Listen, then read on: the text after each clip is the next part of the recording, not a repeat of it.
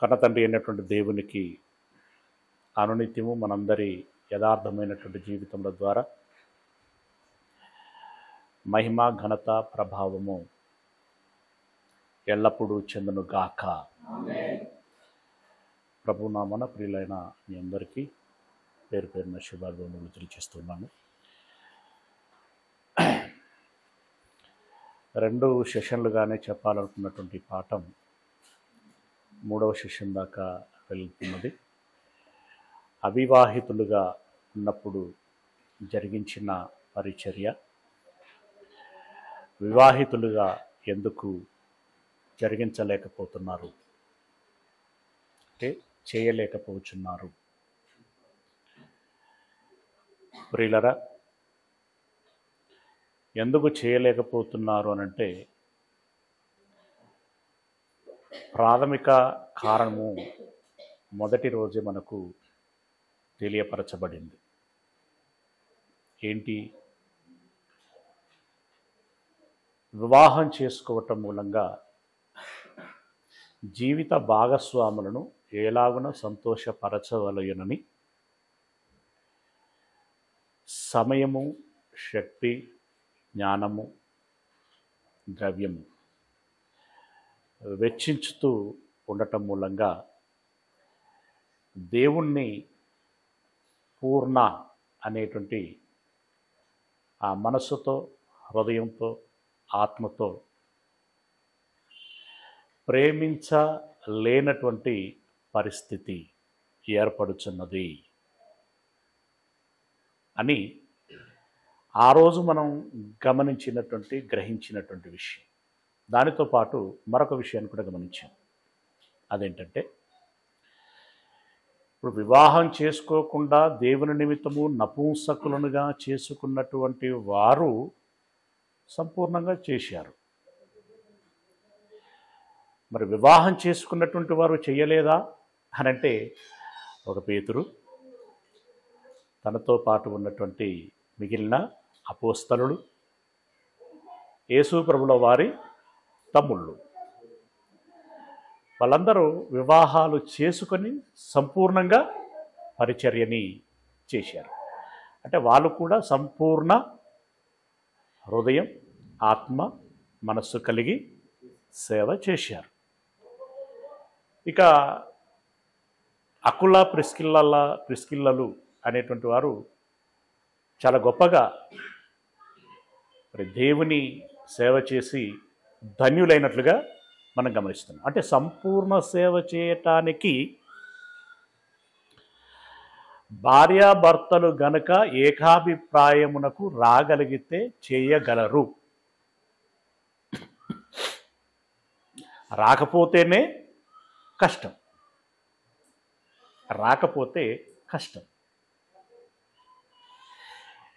ఆ కష్టము అనేటువంటి విషయాన్ని పౌలు గారి మాటల్లో మనం వింటున్నట్టయితే, కొరింథీయులకు రాసినటువంటి మొదటి పత్రిక 7వ అధ్యాయము, కొరింథీయులకు రాసినటువంటి మొదటి పత్రిక 7వ అధ్యాయము 26వ వచనం నుండి, 7వ అధ్యాయము 26వ వచనం నుండి, ఇప్పటి ఇబ్బందిని బట్టి పురుషుడు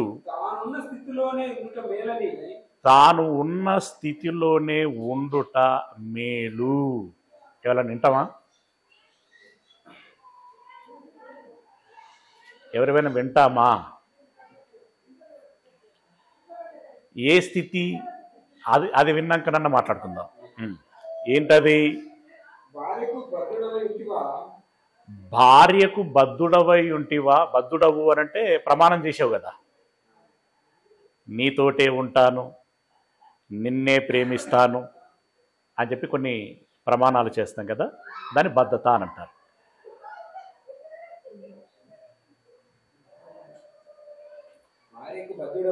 భార్యకు బద్ధుడవై ఉంటివా? విడుదల కోరవద్దు. నువ్వు చేయబట్టి నేను దేవుని సేవ చేయలేకపోతున్నా అని చెప్పి విడాకులకు అప్లై చేయొద్దు. ఓకే, భార్యకి బద్ధుడవై ఉంటివా, విడుదల కోరవద్దు. విడుదల కోరవద్దు. ఇక్కడ నేను సూక్ష్మమైనటువంటి విషయము విశ్లేషించేటువంటి ప్రయత్నం ఏంటంటే, మనం గతంలో భార్య దేవుడికి ఏదైనా మొక్కుబడి చేసిన తర్వాత భర్త దాన్ని ఒప్పుకోలేదనుకో, ఎవరిని అడిగి చేసావు అని చెప్పి అట్లా అన్నాడు అనుకో, ఆ దోషం ఎవరి మీదకి వస్తుంది అన్నాడు? ఆటోమేటిక్ కదా. ఇప్పుడు ఇదే సందర్భంలో ఇప్పుడు భార్యాభర్తల విషయంలో ఇప్పుడు భార్య చేయబట్టి, అంటే ఇక్కడ వర్షను భార్యలు అని ఎక్కువగా మాట్లాడగలరు కాబట్టి వాయిస్ ఎక్కువ వస్తుంది. బట్ నేను మీకు మొదటి రోజే రెండో రోజు దాన్ని చెప్పాను. ఏంటది? In the same time opposite పర్సన్కి కూడా అది వర్తిస్తుంది. అందుకే ప్రతిసారి ఒకవేళ స్పృహలో ఉన్నప్పుడు జ్ఞాపకం చేస్తాను, జ్ఞాపకం చేయకపోయినా కూడా మీరు అలా అన్వయించుకోవాలి. Okay, right.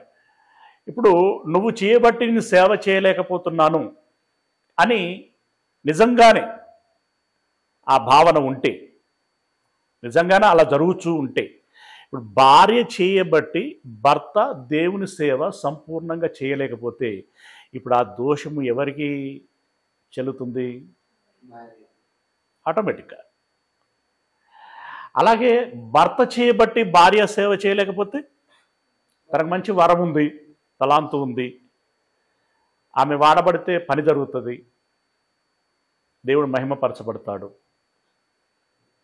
అలాంటప్పుడు భర్త అభ్యంతరకరంగా ఉన్నాడు, నువ్వు వెళ్ళడానికి వీల్లేదు అని అన్నాడు. అప్పుడు ఆ దోషం ఎవరికి చెందుతుంది? భర్తకు చెందుతుంది. బద్ధుడవై ఉంటే అలాగనే ఉండాలి అని అంటున్నాడంటే ఆ మాటలో ఆంతరంగిక మర్మము అంతగా దాగి ఉంటుంది అనేటువంటి విషయాన్ని మర్చిపోకూడదు. మీరు జ్ఞానవంతులైతే, అంటే భర్త భార్యలు ఇరువురు కూడా జ్ఞానవంతులైతే, వాక్యం తెలిసినటువంటి వారైతే, దేవుని మనస్తత్వాన్ని గుర్తెరిగినటువంటి వారైతే, చివరి వారంలో ఒక మాట గమనించుకున్నాం కదా, ఉభయుల సమ్మతి చొప్పున జ్ఞానము కలిగి మీరు జీవించండి. ఓకే, భార్యకు బద్ధుడవై ఉంటివా, విడాకులు కోరవద్దు. లక్కీగా నువ్వు ఇంకా పెళ్లి చేసుకోలేదా, పెళ్ళే చేసుకోవద్దు. Yes, it's serious. నా కుమార్తెలు ఉన్నారు, డెసిషన్ అనేటువంటిది తీసుకోవటానికి వాళ్ళకి స్వేచ్ఛ ఉంది. ఓకే, నేను ఇది గుర్తు చేయకపోతే తండ్రిగా నేను తప్పు చేసిన వాడిని అవుతాను. అలాగే అందరం అన్వయించుకోవాల్సినటువంటి విషయం.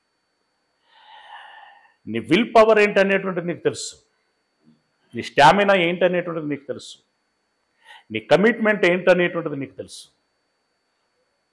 ఓకే, నీకేం అర్థమవుతున్నది, వాట్ ఈస్ ద ఫ్యాక్ట్ అనేటువంటిది అనలైజ్ చేసుకోవాలి నువ్వు. తదనుగుణంగా నువ్వు నిర్ణయం తీసుకోవాలి. ఒకసారి అడుగు వేసిన తర్వాత అరెర్రర్రే అనంటే ఉచ్చులబడ్డ ఉడతా పరిస్థితి ఏంటి? అరెర్రర్రే అంటే ఇక దుర్పరిచిన కొద్ది ఏమైతే ఉంటుంది, అది ఉచ్చు బిగుసిపోతూ ఉంటుంది. ఇంక అది ఛాన్స్ ఉండదు.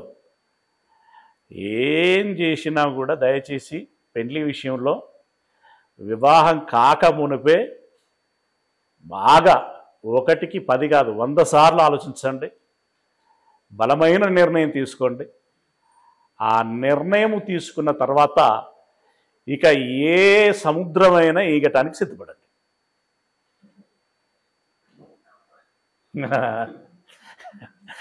అదే కదా, కాపురము అనేటువంటిది, వివాహ జీవితము అనేటువంటిది ఒక సముద్రం లాంటిది. ఈదుతూనే ఉండాలి. యాష్టొత్తందని ఈదకపోతే మునిగిపోతావు. అవునా? కాబట్టి వివాహము అయిందా, విడాకులు కోరవద్దు. ఇంకా వివాహము కాలేదా, ఏమంటున్నాడు?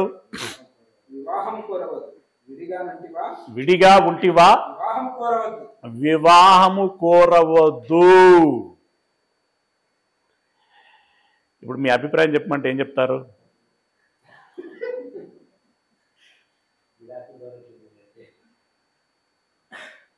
మహేందర్ అయితే భయం అవుతుంది అనుకుంటే అడిగేసిండు ఆయన. పిల్లరా, అందుకే చెప్పలేదనకపోయేరు ఏదో ఉంది కదా సాంగ్, పద్యమా పాటేనా? పాట, రైట్. గనక దేవుడు చెప్తున్నాడు, వివాహము కోరవద్దు, అయినను అలాగని నువ్వు పెళ్లి చేసుకోవద్దని నేనేమి అక్కడ రిస్ట్రిక్షన్ పెట్టట్లా. నీకు స్వాతంత్రం ఉంది, ఈ విషయంలో నీకు స్వేచ్ఛ ఉంది. అయినను పెళ్లి చేసుకునినను పాపం లేదు. ఇక్కడ ఎస్పెషల్లీ అంటే ఇంతసేపు పురుషుల వర్షన్ లెక్క మాట్లాడుకుంటూ వచ్చి ప్రత్యేకంగా మళ్ళీ ఇక్కడ స్త్రీల వర్షన్ మాట్లాడుతున్నాడు. కన్యకలు పెళ్లి చేసుకునినను ఆమెకు పాపము లేదు. అయితే నోట్ దిస్ పాయింట్, ఇది పచ్చ పెన్నుతోటి, పచ్చది కాదు ఎర్ర పెన్నుతోటి అండర్లైన్ చేసుకోవాల్సినటువంటి విషయం. అయితే పెళ్లి చేసుకున్న వారికి శరీర సంబంధమైనటువంటి శ్రమలు కలుగును. పెళ్లి చేసుకుంటే సుఖమా శ్రమనా? చాలా మంది ఏమని భ్రమపడి పెళ్లి చేసుకుంటారు, అబ్బో అబ్బో అబ్బో ఎన్నెన్ని ఊహలో ఎన్నెన్ని కలలో. అవునా? ఇదంతా ఒక ఎత్తు అయితే ఊరు పోరు ఒక ఎత్తు, ఇంకా పెళ్లి చేసుకోవా, అదేందిరా ఇదేందిరా అంటే వాడు వీళ్ళ వశపడదు కానీ చేసుకుంటా అని అంటే వాడికి ఈత రాకపోయినా వాడికి ఈత మీద కాన్ఫిడెన్స్ లేదు, అందుకే వాడు లేట్ చేస్తున్నాడు. వీలైతే పోస్ట్ పోన్ కాదు ఏమంటారు, కంప్లీట్గా క్యాన్సిల్ చేసుకుందాం అనుకుంటున్నాడు వాడు. వాని ప్రోగ్రామింగ్ లాగా ఉంది. కానీ వీళ్ళ ఒత్తిడికి తాళలేక ఇక స్నేహితులు ఇంకా ఆట పట్టిస్తూ ఉంటారు కదా, ఏంట్రా మ్యాటర్ ఉందా లేదా కదా కారకన ఇన్సల్టింగ్గా గిల్టీగా ఫీల్ అవుతూ ఉంటారు. దాంట్లో ఒత్తిడికి గురైపోయి నాకు ఈత సరిగ్గా రాదు అనేటువంటి అనుమానము ఉన్నా కూడా బావిలో దూకేస్తాడు. దయచేసి అలా దూకొద్దు. దూకితే ఈత సరిగ్గా రాకపోతే బావిలో దూకితే ఏంటి, వాళ్ళెవరు అన్నారని చెప్పి నువ్వు దూకితే నీ ప్రాణం పోతుంది. రైట్? అలా దూకవద్దు. శ్రమలు వచ్చును. పెళ్లి చేసుకున్న వారికి ఏమొస్తాయి? శ్రమలు వస్తాయి. నేనేం కోరుకుంటున్నానంటే వెల్ విషర్గా ఆ శ్రమలు మీకు రావద్దని కోరుకుంటున్నాను అని అన్నాడు పౌలు గారి కింద. అదే అన్నాడు కదా, ఆ వెల్ విషర్గా ఆ శ్రమలు మీకు రావద్దు అని నేను కోరుకుంటున్నాను. అంటే ఇప్పుడు పౌలు గారి వాయిస్లోనైనా నాబోటి వాడి వాయిస్లోనైనా ఉన్నదేంటంటే, పెళ్లి చేసుకోక మునుపు నేను దేవునిలో ఎలా ఉన్నానో చేసుకున్న తర్వాత కూడా అలాగే ఉంటాను అని అనుకుంటే ఆ దమ్ము, ఆ ధైర్యం, ఆ నమ్మకం నీకు ఉంటే చేసుకో, లేదంటే చేసుకోకు. రెండవది, పెళ్లి చేసుకోకుంటే నేను పాపం చేస్తానేమో, నేను నిగ్రహాన్ని కోల్పోతానేమో, మనస్సు చెదురుతుందేమో, అలాంటి ప్రమాదము ఉంటుంది అని అనుకుంటే పెళ్లి చేసుకోండి. కానీ ఓవరాల్గా చెప్పగలిగేది ఏంటంటే పెళ్లి చేసుకోకపోవటం మంచిది. అంటే ఇవన్నీ ఒక్క విషయంలో ఇదే అని డిక్లేర్ చేయడానికి లేదు ఇక్కడ. చాయిస్ అని అంటే నీ నీ నీ నీ స్ట్రెంగ్త్ ఏంటో, నీ వీక్నెస్ ఏంటో నీకు తెలుసు. దాన్ని బట్టి నీకుగా నీవు నిర్ణయం తీసుకోవాలి. అవునా? నీకుగా నీవు నిర్ణయం తీసుకొని వెళ్ళాలి. ఇప్పుడు పౌలు గారు రాసినటువంటి ఇది నా అభిప్రాయం అంటూ కొన్ని స్టేట్మెంట్లు ఇచ్చాడు ఈ అధ్యాయంలో. అది బైబిల్లో ఎందుకున్నది అంటే చివరి వారం చెప్పాను. దానికి దేవుడు కూడా మద్దతు లేదా సమ్మతి, సమ్మతి అక్యురేట్ వర్డ్, సమ్మతి తెలుపుచున్నాడు. ఓకే, ఇప్పుడు దీన్ని బట్టి మనం ఏమర్థం చేసుకోవాలి? కాపురము జ్ఞానము చొప్పున కాపురము అనేటువంటి మాట చివరి వారంలో 1 నుండి 9 వచనాల మధ్యలో చదువుకున్నాం. అవునా? ఆ జ్ఞానము చొప్పున కాపురము చేయటం అనేటువంటిది ఎంత ప్రాముఖ్యమో దానికంటే ప్రాముఖ్యం ఏంటంటే జ్ఞానము చొప్పున నిర్ణయం తీసుకో. ఏ నిర్ణయం? పెళ్ళి చేసుకోవాలా చేసుకోవద్దా అనేటువంటి నిర్ణయము నీవు తీసుకోవాలి. Okay, right. జ్ఞానము చొప్పున నిర్ణయం తీసుకోవాలి. పెళ్ళి చేసుకున్నావు. పెళ్ళి చేసుకున్న తర్వాత ఇక్కడ ఒక చాలా సందర్భాల్లో చాలా ఎంత మేధావులైనా కూడా కొంచెం ఇక్కడ ధమ్కిలు తినేటువంటి పరిస్థితి వస్తూ ఉంటుంది. ఎదుటి వ్యక్తిని ఆహా ఓహో అనిపించింది. ఏంటి? జీవిత భాగస్వామి, భర్త విషయంలో కావచ్చు, అంటే కాబోయేటువంటి లేదా పెళ్లి చూపులలో ముందు అభిప్రాయపడేటప్పుడు, ఓకే ఇతడు దేవుని సేవలు బాగా పాటలు పాడుతాడు, బాగా వాక్యం చదువుతాడు, దేవుని పని ఉరికురికి చేస్తాడు అని అంటే ఓకే ఇక బాగానే ఉంటాడు అని నమ్మకంతో.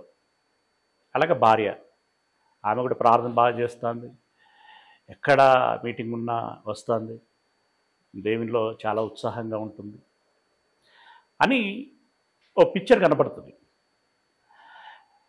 చాలామంది విషయంలో, కొద్ది మంది విషయంలోనే బయటికి ఎలా కనబడుతుందో లోపల కూడా అలాగే ఉంటారు ఏ పరిస్థితికైనా.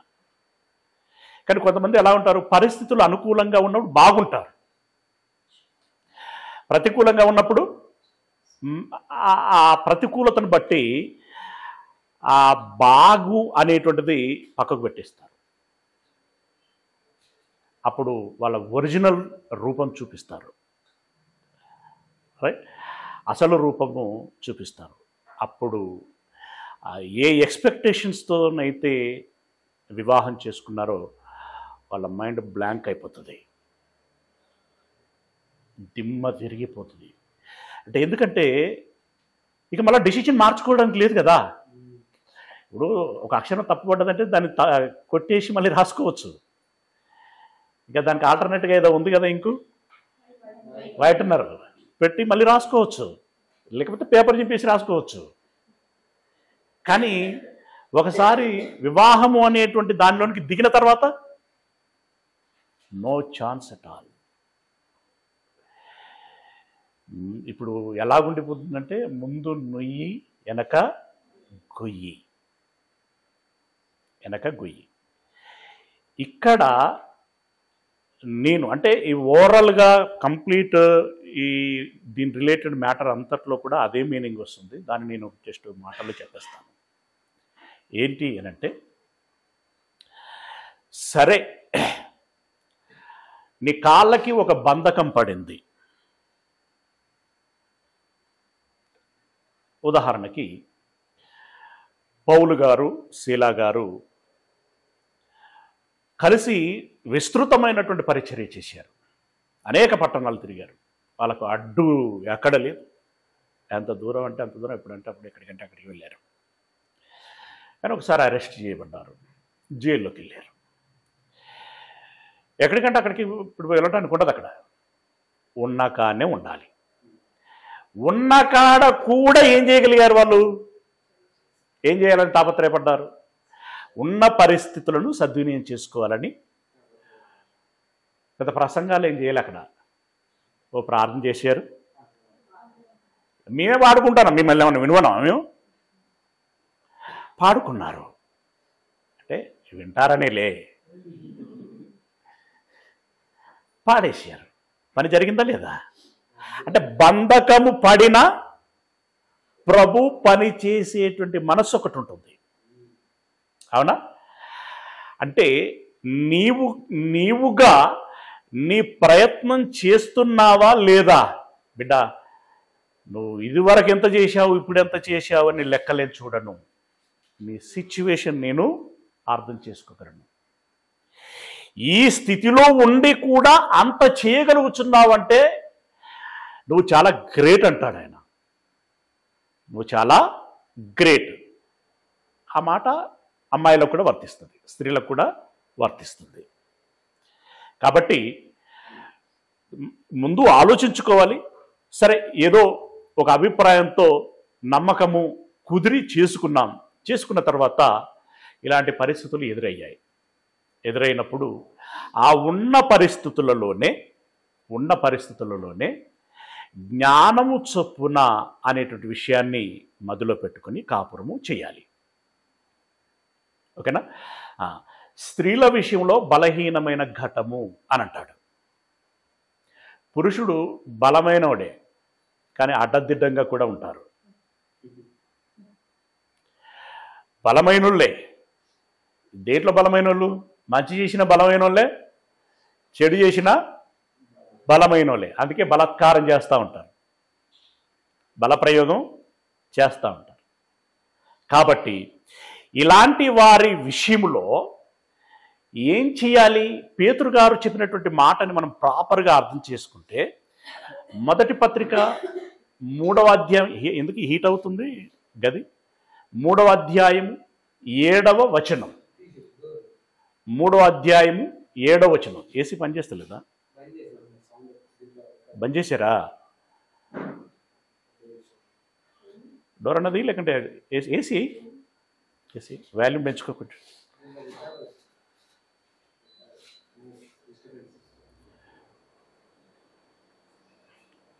ఓకే. జ్ఞానము చొప్పున కాపురము చేయండి అని చెప్పినటువంటి పేతురు గారి మాటను మనం ఒకసారి ఆలోచించుకున్నట్లయితే, మొదటి పత్రిక 3వ అధ్యాయము 7వ వచనం. 3వ అధ్యాయము 7వ వచనం. అటువలనే పురుషులారా జీవము అనేటువంటి కృపావరములో, బ్రతుకు అనేటువంటిది కూడా వరమే. జీవం అనేటువంటి కృపావరములో మీ భార్యలు మీతో పాలివారై ఉన్నారని ఎరిగి. అంటే ఈ జీవితంలో భాగస్వాములు వాళ్ళు, పాలివాళ్ళు. కలిసి పని చేసుకుంటే రాబోయేటువంటి జీవితంలో కూడా పాలివాళ్ళే. అంటే భార్యాభర్తలుగా కాదు, జీవం విషయంలో. ఓకే.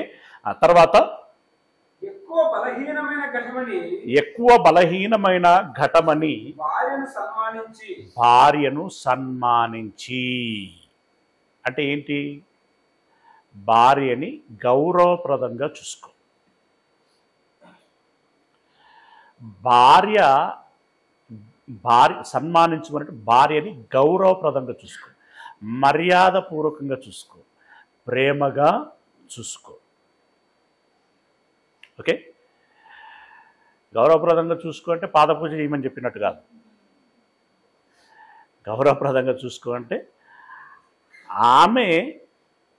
ఆమె నలుగురిలో గౌరవంగా ఉండాలి అనంటే ఏం చేయాలో అది చేయి. రెండవది, సన్మానించుము అన్నప్పుడు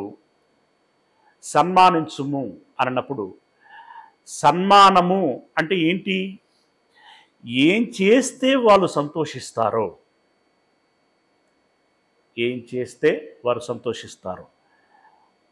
ఈ మళ్ళీ ఇక్కడ దేవుని మాటను మదిలో పెట్టుకోవాలి. ఇక్కడ జాగ్రత్తగా ఎక్కడ కూడా లిమిట్స్ క్రాస్ అవ్వకూడదు. అంటే ఆ మాట అతిక్రమం జరగకూడదు, ఆజ్ఞాతిక్రమం.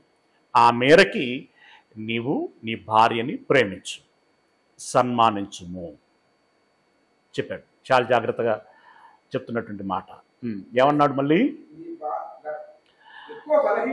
ఘటమని ఎంచి నీ భార్యను సన్మానించి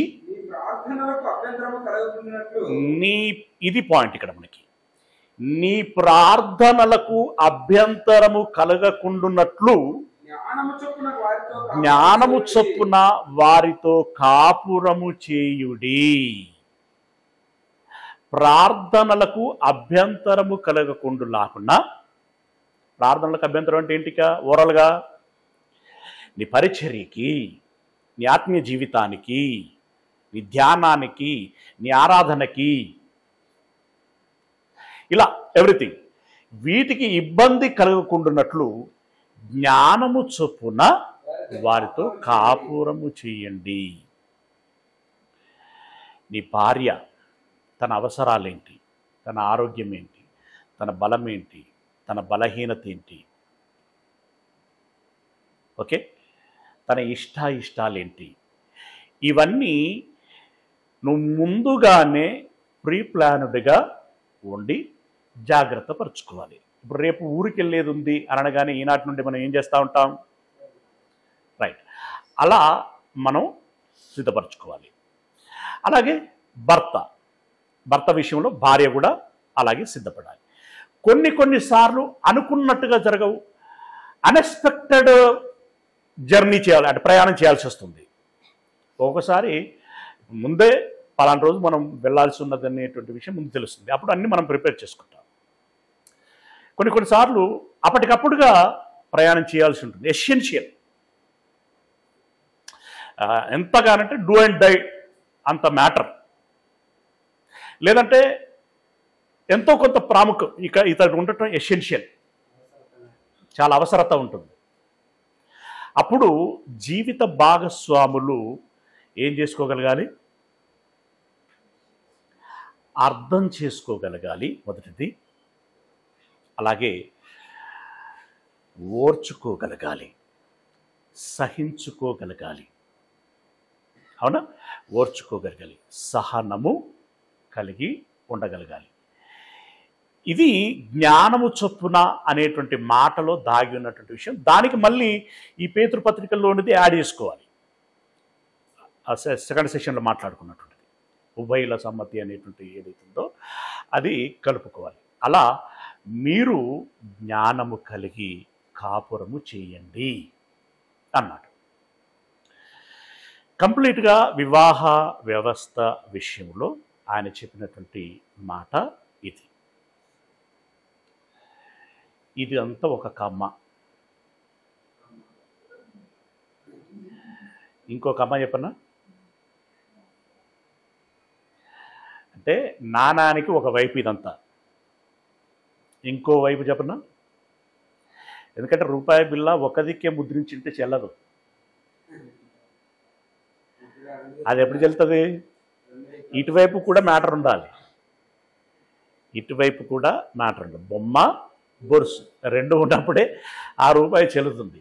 ఆ బొమ్మ ఒకటి చాలు నాకంటే చెల్లదు. ఇప్పుడు మరొక నాణ్యం, ఏంటా నాణ్యము అనంటే లూకా సువార్త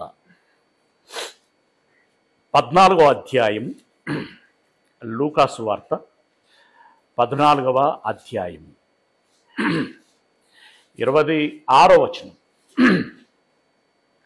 లూకా సువార్త 14వ అధ్యాయము 26వ వచనం. ఎవడైనను నా యొద్దకు వచ్చి తన తండ్రిని తల్లిని అగో ఏం మాట్లాడుతున్నా, ఏం చదువుతున్నాను, కరెక్టేనా? స్త్రీలారా కరెక్టేనా ఉన్నదా అక్కడ? ఎవడైనను నా యొద్దకు వచ్చి, అంటే యేసయ్య యొద్దకు వచ్చిన వాడు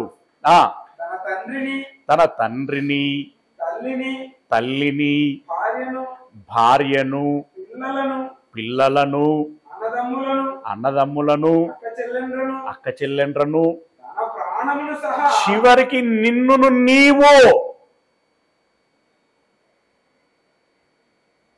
మళ్ళా పక్షపాతం ఏమి లేదు, నిన్ను నీవు తన ప్రాణమును సహా ద్వేషింపకుంటే వాడు నా అనుచరుడు కానేరడు. ఆ మార్గంలో నడవలేడు, గమ్యాన్ని చేరలేడు. ఏంది ఫిట్టింగ్?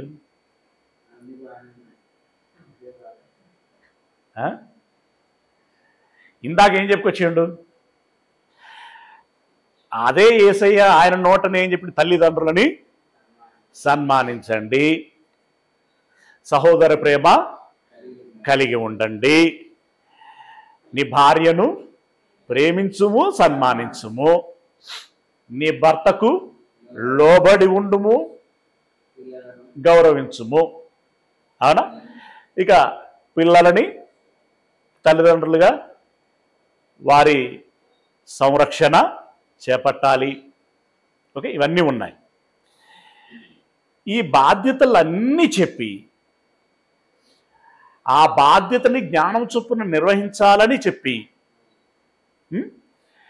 ఇప్పుడు ఏం చెప్తున్నాడంటే, వారిని అందరినీ ద్వేషించకుంటే, చివరికి నిన్ను నీవు ద్వేషించుకోకుంటే నాకు శిష్యుడవు కానేరవు అని అన్నాడు.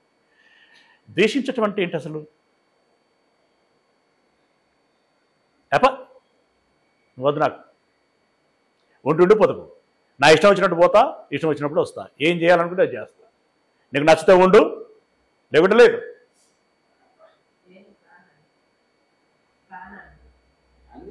అన్నిటినీ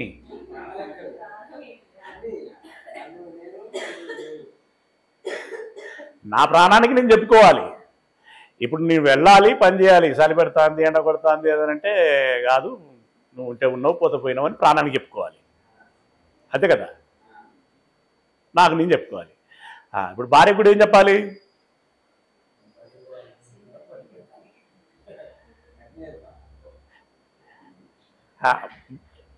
భార్యలకి ఏం చెప్పాలి అని అన్నప్పుడు అట్నే చెప్పాలని భర్తలు అంటారు. భర్తలకి ఏం చెప్పాలి? అలాగే చెప్పాలి. ఏం చెప్పాలి చెప్పండి? అంటే ఏం అంటే అంటే దాన్ని సింప్లిఫై చేసుకుంటే పరిస్థితి ఇది, నీ కూడా వాక్యం తెలుసు, దీన్ని నువ్వు అర్థం చేసుకుని అడ్జస్ట్ అవుతే మంచిది. నేను ప్రేమగా చెప్తున్నాను, మర్యాదగా చెప్తున్నాను, మంచితనంతో చెప్తున్నాను. కాదు కూడదంటే నీ ఇష్టం. నా వంతుగా నా వైపు నుండి నేను నీ విషయంలో ఆ కంఫర్ట్ ఏదైతే ఇవ్వాలో ఇస్తాను. కానీ నువ్వు వెళ్ళకూడదు, రాకూడదు, ఇది చెయ్యకూడదు, అటు పెట్టకూడదు అనంటే కుదరదు. తేల్చి చెప్పాల్సిందే, తేల్చి చెప్పాల్సిందే. ఎవరు? భర్త. భార్య ఏం చేయాలో తెలుసా? ఇలా ఉంటే మంచిది, అంటే సేమ్ వర్డ్స్, ఇలా ఉంటే మంచిది. లేదు అనంటే ఒకటి ఆనబెట్టి చెప్తున్నాను. ఆన ప్రమాణం ఏంటది? నా స్వేచ్ఛను నువ్వు బంధిస్తున్నావు, ఎందుకంటే భర్తవు కాబట్టి, నా తలవు కాబట్టి నువ్వు చెప్పినట్టుగా నేను వినాలి. ఈ విషయంలో నేను దేవునికి సరిగా వాడబడతలేను అనన్నా, లేదంటే ఇంకే లోటు జరుగుచున్నది అనన్నా, ఆ దోషం మాత్రం నీకే చెల్లుతుంది సుమా అని చెప్పి ఉండగలి. ఈ భర్తకి భార్యకి ఉన్నటువంటి దాంట్లో వ్యత్యాసము కొంచెం ఇది. ఈ సూక్ష్మ విషయాన్ని గమనించాలి. రైట్? ఇద్దరు నీ ఇష్టం అనొచ్చు, నీ ఇష్టమని ఆయన వెళ్ళొచ్చు, నీ ఇష్టమని మేము వెళ్ళకూడదు. నీ ఇష్టమని ఏమనాలి? ఆ దోషము నీకే చెందుతుంది సుమా, జాగ్రత్త. ఎందుకంటే మనకు మొదటి నుండి కూడా ఈ సీక్వెన్స్ ఉంది. ఇప్పుడు డిసిషన్ మేకింగ్ ఎవరిది? ఫైనల్గా మనందరి సంఘానికి శిరస్సు ఎవరు? ఇక్కడ డిసిషన్ ఎవరిది? క్రీస్తుది. క్రీస్తుకు శిరస్సు ఎవరు? నిర్ణయం ఎవరిది? యేసుప్రభుల వారిది. ఏది అమలు చేశాడు? యాక్చువల్గా శిలువ మరణంలో అది తప్పుకుంటే బాగుండదు, అంటే తప్పించబడితే బాగుండేదని ఉండే కదా, కానీ ఎందుకు సరెండర్ అయ్యిండు? తండ్రి కాబట్టి. అవునా? ఇప్పుడు మనకు సంఘానికి శిరస్సు యేసయ్య కాబట్టి సంఘంగా కొన్ని కార్యక్రమాలు మనకు కష్టం అనిపించవచ్చు, లేదంటే కొన్ని ఇష్టం లేకపోవచ్చు. భారం అనిపించవచ్చు. కానీ మనము క్రీస్తు మాటకి లోబడాలి. ఇప్పుడు అందులో స్త్రీకి శిరస్సు పురుషుడు. పురుషుడికి స్త్రీ లోబడాలి. అంటే పురుషుడు స్త్రీకి ఏ మేరకు స్వేచ్ఛనివ్వాలో ఆ మేరకు ఇవ్వాలి. ఇవ్వకపోతే, అందుకే అంటున్నాను, ఈ ప్రతి ఇదంతా కూడా సెన్సిటివ్ ఇష్యూలు. ఈ విషయంలో భర్త ఒక అభిప్రాయం చెప్తున్నాడంటే, ఒకవేళ తొందరగానే నీకు ఆ విశ్లేషణ రాగలిగితే బెటరు, రాకపోతే కొంత టైం అయినా తీసుకోవాలి, తొందరపడద్దు. సమయం తీసుకొని బాగా ఆలోచించుకొని అవును కాదు ఇలా అలా ఏదన్నా ఉంటే ఆ విషయాలు భార్యకు చెప్పాలి. అలా కాకుండా నీ వైపు నుండి పొరపాటు నిర్ణయంతో బలవంతంగా భార్య మీద రుద్దితే దానికి జవాబు చెప్పుకోవాల్సింది మాత్రం భర్తే, పురుషుడే. ఇది ఈ విషయంలో మనం గమనించాల్సినటువంటి అత్యంత ప్రాధాన్యతతో కూడుకున్నటువంటి విషయం. రైట్. ద్వేషించు అనేటువంటి మాటలో మనం అర్థం చేసుకోవాల్సిన విషయం ఏంటంటే, ఫైనల్గా అంటే కేవలం ఇప్పుడు మనం భార్యాభర్తల వర్షన్ మాట్లాడుకున్నాం కాబట్టి అంత మేరకే మాట్లాడుతున్నాం. నీ భార్యను ప్రేమించు, సౌకర్యాలు కల్పించు, కంఫర్ట్ ఇవ్వు, కానీ ముందు నా సంగతి చూడు. ముందు మీన్స్ అధిక ప్రాధాన్యత.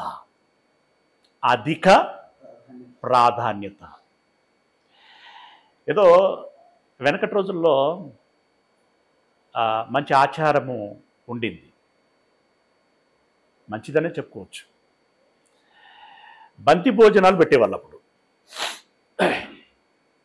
ఇప్పుడంతా కుక్కల భోజనం అయిపోయింది, కానీ నిజం అట్లే ఉంటుంది ఆడ సీన్. బంతి భోజనాలు పెట్టేవారు. అప్పుడు అతిథులు కూర్చుంటే ఎక్కడి నుండి ముందు సర్వ్ చేసుకురావాలి అంటే, ముందు ఎక్కడి నుండి వడ్డించుకుంటూ రావాలి. కంప్లీట్ ఆ గుంపులో, ఆ బంతిలో ఎవరు పెద్ద ఆయన,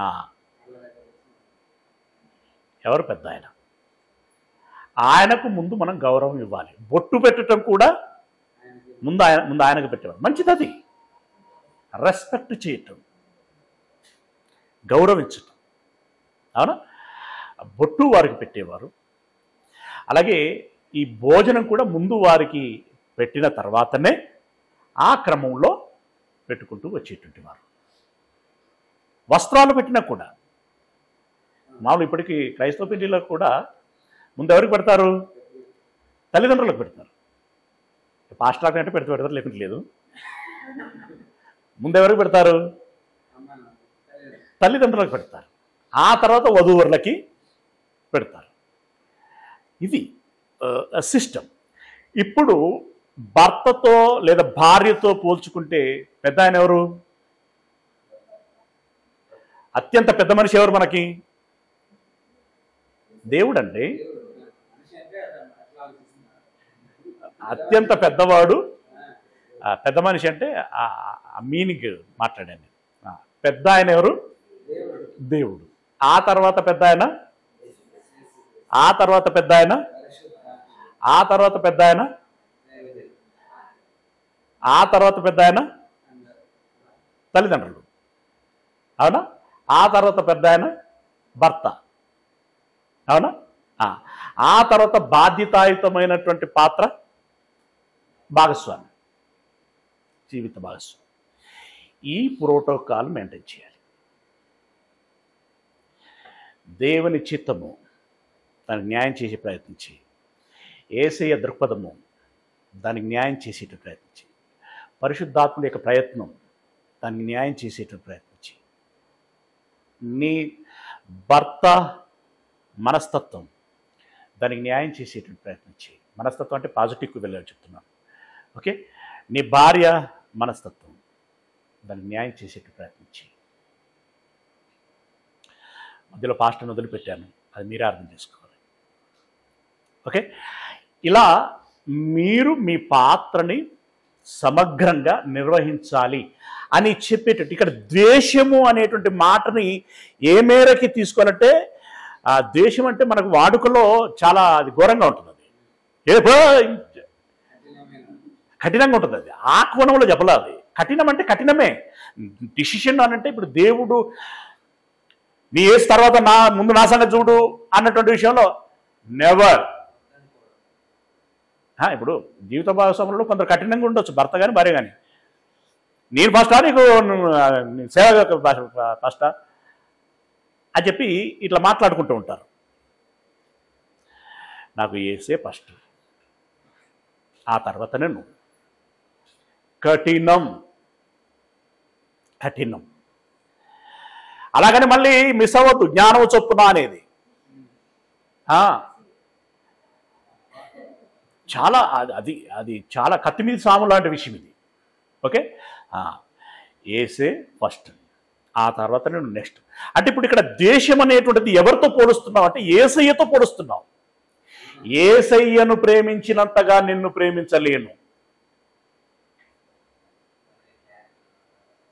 నిన్ను ప్రేమిస్తాను, బట్ యేసుతో పోలిస్తే ఏసయ్యకే నేను అధిక ప్రాధాన్యత ఇస్తాను.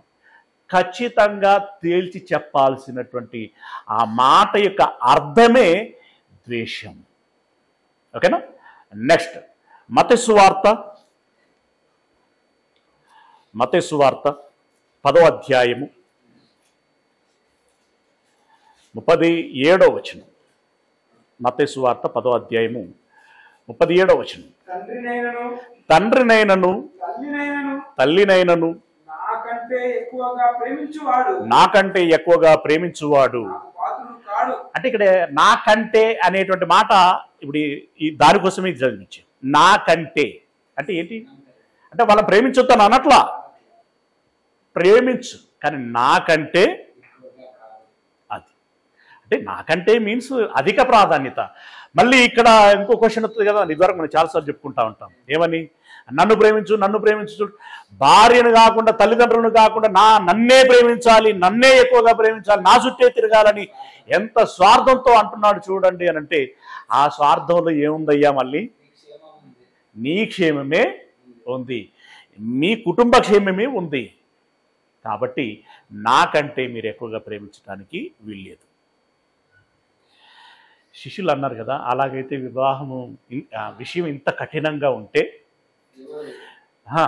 తాళగలరు అని చెప్పేసి అన్న తర్వాత వివాహం చేసుకోకపోవటమే బెటర్ ఏమో అన్నట్టుగా వాళ్ళు మాట్లాడారు. అవునా? అంటే ఇప్పుడు త్యాగం అవ్వాలా కొంత అనంటే, దేవుడిని, యేసయ్యను, పరిశుద్ధాత్మని, వాక్యాన్ని, లోక కళ్యాణాన్ని దృష్టిలో పెట్టుకున్నప్పుడు కొంత మనము ఓర్చుకోవాలి, కొంత మనము త్యాగం అవ్వాలి. రైట్? ఆ ఓర్చుకోవటం, త్యాగం అవ్వటము అనేటువంటిది కొంతమందికి నచ్చదు. ఫస్ట్ నా కంఫర్ట్, నెక్స్ట్ ఇంకేదైనా అన్నట్టుగా ఉంటారు. అవునా? అలా ఉండేటువంటి వారి విషయంలో దేవుడు తగినటువంటి నిర్ణయం తీసుకుంటే చాలా ప్రమాదములో పడతారు. అయితే ఈ త్యాగం చేసినందుకు ప్రతిఫలము ఏంటి? ఎంతో కొంత ఓర్చుకుంటారు కదా. ఇప్పుడు బాధ్యత అని అన్నప్పుడు ఆ బాధ్యత ఏం చేయిస్తుంది అని అంటే త్యాగం చేయిస్తుంది. అవునా? అన్ని విధాలుగా ఈ త్యాగం చేస్తే ప్రయోజనం ఏంటి అనంటే, మత్తయి సువార్త 19వ అధ్యాయము 24వ వచనం. మత్తయి సువార్త 19వ అధ్యాయము 24వ వచనం. ఇదిగాక తప్ప ఆ కిందికెళ్ళు 27. సమస్తమును విడిచిపెట్టి నిన్ను వెంబడించితిమి గనుక. అది ప్రశ్న, అది లెక్క. ఇప్పుడు మేము పేతురు లాంటి వాళ్ళు పాపం వాళ్ళ భార్యలు మంచోళ్ళు కాబట్టి వెంట పెట్టుకుని తిరిగారు. తిరిగినా కూడా ఏంటయ్యా ఒక షెల్టర్ లేకుండా ఊరూరా తిరిగి ఇంత అదయ్యాం కదా అని చెప్పి ఆ రకంగా మాట్లాడాడు. మాట్లాడితే మాకేం దక్కుతుంది అని చెప్పేసి ఆయన అడిగితే యేసు వారితో ఇట్లానండి, ప్రపంచ పునర్జననమునందు అనగా ఏంటి? మృతుల పునరుత్థాన సమయం నందు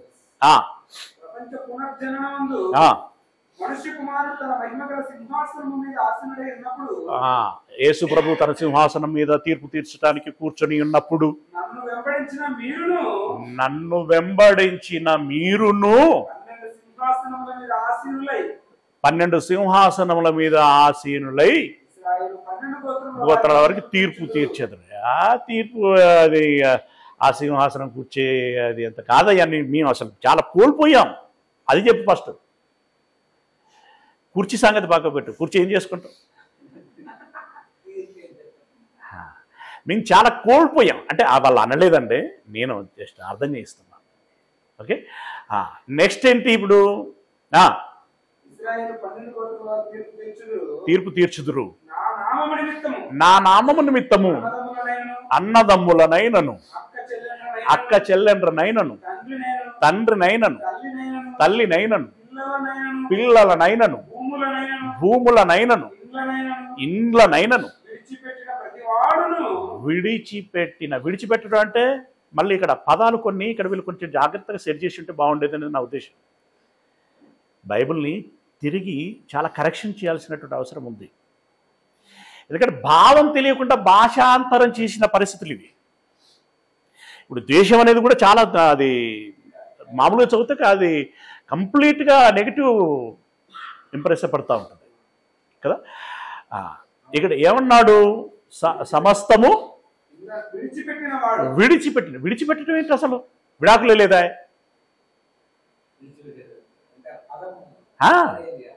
విడాకులే లేదు కదా. పోనీ తల్లిదండ్రుల విషయంలో విడిచిపెట్టాలా? చెప్పిందా బైబిల్? అట్లా చెప్పిందా? లేదు కదా. సహోదర ప్రేమను విడిచిపెట్టమన్నదా? లేదు కదా. లేదు. అంటే ఇప్పుడు విడిచిపెట్టడం అనేటువంటి మాట దాని అర్థం ఏంటి అంటే దాని విషయంలో కొంత మీరు త్యాగమయ్యారు కదా, సమర్పించుకున్నారు కదా. ఏదైతే మిస్ అయ్యారో అంటే ఐ మిస్ యూ డార్లింగ్ అని పెట్టుకుంటారు కదా. I miss you darling. ఏం మిస్ అయ్యావు?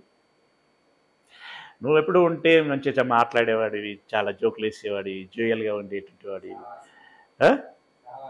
సహవాసం. అవును, నాకేం కావాలంటే అది ఎప్పుడంటే అప్పుడు తెచ్చిచ్చేవాడు, నన్ను సంతోషంగా ఉంచేవాడు. నువ్వు ఉంటే నాకు టైంకి భోజనం వండేదానివి, పెట్టేదానివి. నేను హాయిగా నా డ్యూటీ ఏదైనా చేసుకొని తర్వాత భోంచేసి రిలాక్స్ అయ్యేవాడిని. ఇప్పుడు నేను డ్యూటీ దిగుతుంటేనే అబ్బో ఇప్పుడు భోజనం సంగతి ఏంది, వండుకోవాలా, హోటల్ నుండి తెచ్చుకోవాలా, వండుకోవాలంటే కష్టపడాలి, హోటల్ నుండి తెచ్చుకోవాలంటే అది వడదు, అది ఎట్లుంటుందో, ఇదంతా టెన్షన్. అప్పుడు భార్య గుర్తొస్తుంది, మెసేజ్ పెడుతుంది, ఐ మిస్ యూ డార్లింగ్.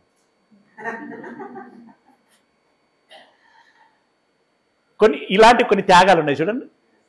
నువ్వేమైతే త్యాగమవుతావో ప్రతివాడును 100 రెట్లు పొందును. మీకు ఆప్షన్. ఇక్కడ దక్కాల్సింది మాకు దక్కాల్సిందే అని ఆడికి ఒప్పుకొని నిర్ణయం తీసుకుంటారా? దీనికి 100 టైమ్స్ ఆ ఫీల్ మీకు వస్తుంది, అది ఇస్తాను అని అంటున్నాడు. అది మీకు కావాలా? ఈ లైఫ్ 70-80 60 దాటినా అంటే ఇక అంతే, నకనకలే.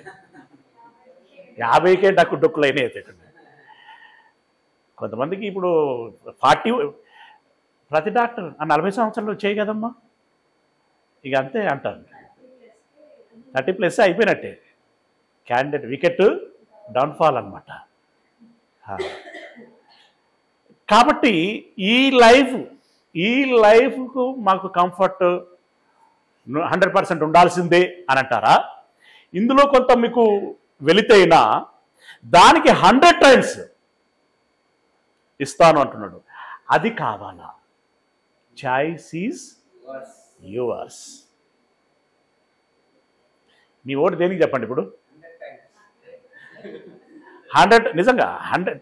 ఎందుకంటే ఊరికనే అన్నది కూడా సుమా, ఫీల్ అయ్యి అనాలి. మీ ఓటు దేనికి? ఏదేమైనా ఈ జీవితంలో నాకు దక్కి తీరాల్సిందే దేవా, జాగ్రత్త అని అంటావా? అయ్యా నీ కృప, నీ చిత్తం నాకు 100% ఇవ్వండి అని అంటారా?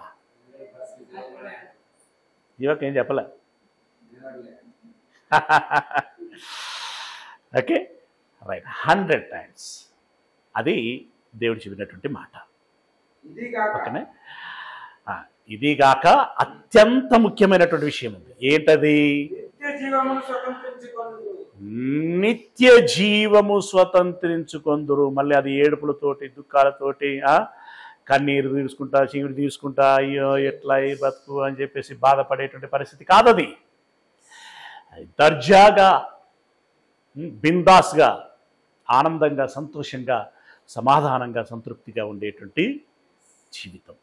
ఆ నిత్య జీవము నీకు అనుగ్రహించబడుతుంది. కాబట్టి మీరు కాంప్రమైజ్ అవుతారా? లేదంటే కాన్స్టెంట్గా ఈరోజు నేను ఎలాగున్నానో నాకు ఆ కంఫర్ట్ నాకు అట్లాగే కావాలి అని చెప్పి కోరుకుంటారా? మీ ఇష్టం అని అన్నాడు. రైట్. ఇదంతా చెప్పేశాడు. ఇదంతా బోధ చేసిన తర్వాత అదే పౌలు గారు అదే కొరింథీ పత్రికలో అదే వివాహ వ్యవస్థ గురించి మాట్లాడి విషయం అంతా ముందర పెట్టి, ఇదిగో ఆలుగడ్డ కూర ఉన్నది, ఇదిగో వంకాయ కూర ఉన్నది, ఇదిగో బెల్లం ఉన్నది, పప్పు ఉన్నది, సాంబార్ ఉన్నది, బీరకాయ కూర ఉన్నది, కారం ఉన్నది, మటన్ ఉన్నది, చికెన్ ఉన్నది, ఇదిగో గిది తింటే గీ ఆరోగ్యం బిడ్డ, గిది తింటే గీ ప్రమాదము అని చెప్పాడు. నువ్వు ఏం తింటావో నీ ఇష్టము అని అన్నాడు. నీ ఇష్టము అని ఇప్పుడు చెప్తున్నటువంటి మాట. చివరి వారంలో ఒక మాట వచ్చింది.